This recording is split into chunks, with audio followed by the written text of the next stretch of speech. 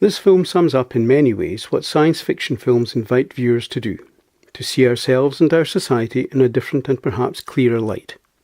As 4 astronauts set off into the cosmos to find new worlds to inhabit, significant questions are asked with regard to the participants' purpose in taking part in this quest, as well as questions about what has been left behind and how society will have developed in the period since they left. Taylor asks if man still makes war on his brother, then goes on to goad fellow traveller Landon about his reasons for joining the expedition, accusing him of seeking glory, achievement and approval through the pursuit of a career. He goes on to point out to Landon that by now he will be long forgotten by everyone on Earth, apart from the odd statue erected in his honour, and that all that matters is the here and now and survival. Taylor appears to be somewhat disillusioned with the human race, and suggests he was inspired to take part in this mission by a desire to seek something better than what was on Earth. Eminently practical, Taylor appears very willing to put man and his past behind him to concentrate on his present situation and predicament. Apart from these swipes at man's career-based society and ambition, and his willingness to inflict pain and suffering on his fellow man, there is also a swipe at nationalism, as Landon erects a miniature American flag on the shore shortly after their escape from their sinking spacecraft, much to Taylor's amusement. This may also imply criticism of man's failure to fully comprehend his insignificance in the grand scheme of the universe, and suggests a much inflated opinion of his own worth. When Taylor, Landon and Dodge come across a group of mute humans, it takes them no time at all to assume superiority and to show a willingness to take advantage of them. However, their plans are somewhat cut short when the entire group is attacked by horse-riding apes who herd and hunt the group of humans, including our 3 Earthlings. There follows a fairly shocking sequence in which the humans are treated as we would treat animals, showing little or no sensitivity, respect or dignity. Humans are caged, tethered, hung by their limbs and treated as game hunted for sport. We discover that these humans are used for a variety of purposes, including recreation and scientific experimentation. Taylor is caged and is even given a mate as a reward. Such treatment, lacking any shred of dignity or respect, really brings home and calls into question the attitude we humans show towards our fellow inhabitants of the Earth. This role reversal cleverly furnishes a clarity of vision which allows the audience to see and doubt aspects of our society that we would normally accept without question. This is not restricted to the question of animal treatment, but may be applied to religion, science, politics and social mores.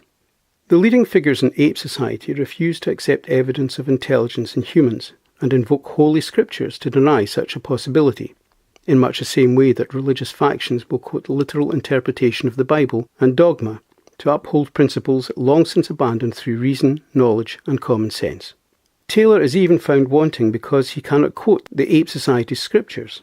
Common sense dictates this is ridiculous, yet during the time of the Inquisition or witch hunts, such practices were commonplace. Heresy was, and apparently remains, fundamentally a failure to comply with the ruling religious order. Taylor eventually points out the conflict of having the defender of the faith as minister of science. How can science and knowledge be developed by the very person who refutes the findings of science and knowledge, or who twists them to conform to an existing religious premise? It has become clear that Dr. Zeus, who is the minister of science, seeks to avoid the truth about Taylor, though we, the audience, suspect this is due to something beyond mere defence of faith. Zeus appears to be acting with a hidden agenda, and is attempting to protect his race from some human threat.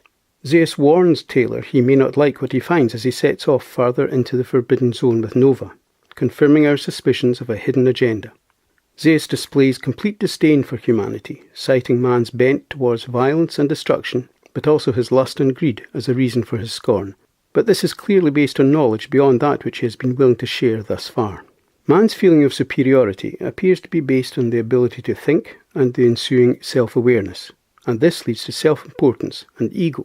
Ego may be man's greatest gift in that it enables him to be ambitious, to strive to achieve, to defend himself and survive, but it may also be his greatest curse, as it can also lead to self-glorification, indulgence, misdeeds and destruction.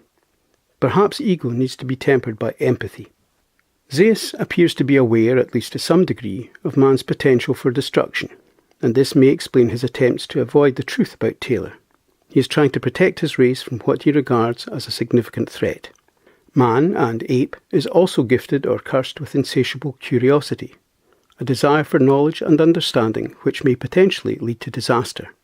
The apparently unjust denial of knowledge and truth thus takes on a quite different and perhaps more honourable aspect, and explains the insistence on faith rather than reason. Zeus is trying to protect his own kind and its future, while during the Inquisition, men merely tried to protect their positions of authority. In the end, then, it appears that man's self-centred superiority may fuel resentment at the lack of equality, dignity and respect accorded to others, to the extent that man may end up destroying the very society he has built for himself. We may convince ourselves of our superiority and position, but in the end our fate may be just as fleeting and fragile as that of those to whom we feel superior. I'm most grateful to the producers, writers, directors and players for this memorable look at man and society. It is, I have to say, vastly superior to the Tim Burton remake of 2001. Although the remake is undeniably more advanced on a technical level, the heart and soul of the story have all but gone, to be replaced by little more than some kind of ape soap opera. My thanks for taking the time to watch this video. I hope you found it of some value.